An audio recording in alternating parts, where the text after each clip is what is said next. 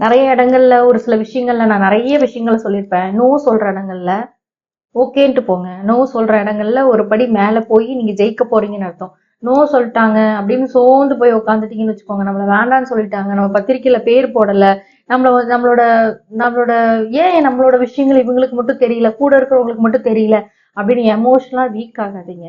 சரிங்களா? உங்களை பத்தின விஷயங்கள் வெளியில 4 பேருக்கு தெரியுதா, வெளியில 4 பர்சனுக்கு தெரியுதா, சோ அவங்கள மட்டும் வச்சுக்கோங்களே ஒழிய, இவங்க கூப்பிட்டோன்னா இவங்க இவங்கள பத்திரிக்கையில என் பேரை போடல, என்னை முன்னாடி ஸ்டேஜ்ல உட்கார வைக்கல, என்னை இது பண்ணல அதை பண்ணலன்னு எமோஷனலா வீக் ஆகி உங்களோட தராதரங்கள்ல குறைச்சிக்காதீங்க.